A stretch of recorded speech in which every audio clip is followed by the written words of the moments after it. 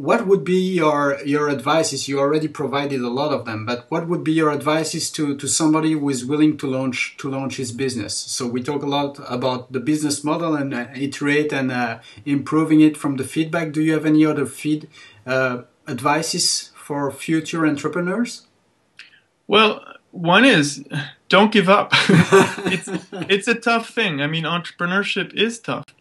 I've helped build a couple of organizations, and I'm building a new one now. Mm-hmm. Sometimes things work out, sometimes they don't. I think the key is to, sometimes say, okay, it's not working, and then draw a line, mm-hmm. and sometimes push.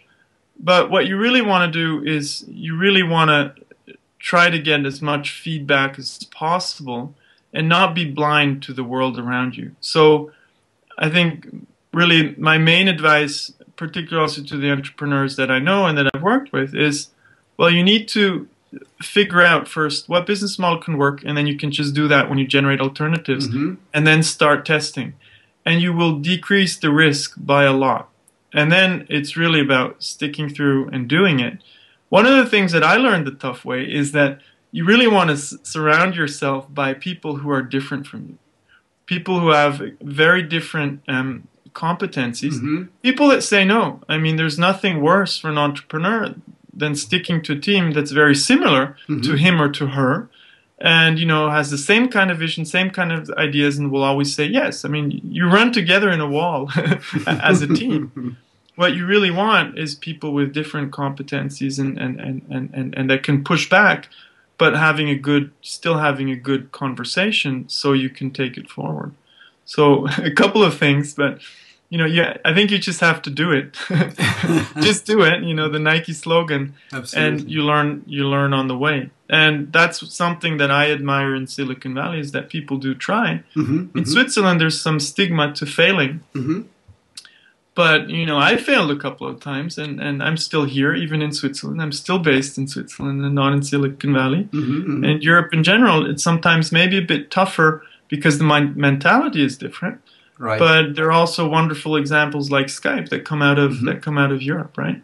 Right, absolutely. And indeed, when you compare the way people are thinking in Europe and in the Silicon Valley, indeed, it's very different. And just if we are looking at the failure, people here if you fail, sometimes a worst case scenario, while on the Silicon Valley, it's something which has kind of value if you learn from it. So you learn from it. You learn. Somebody who hasn't failed, it's always very suspicious because you didn't have an opportunity to learn.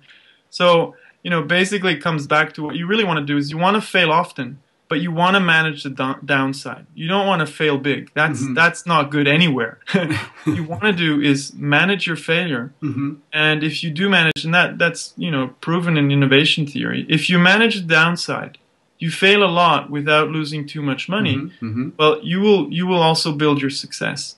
Because I think without failure, you cannot innovate. Mm-hmm. And that goes for entrepreneurs and particularly also for established companies. Mm-hmm. And established companies hate failure. They hate that kind of thing. So there's a big risk that they won't be able to reinvent themselves because they don't take this into account, because their organizational structures don't allow for it. So we're going to see big changes coming in the years ahead of us. It's going to be very exciting to see how big companies adapt and how young companies emerge.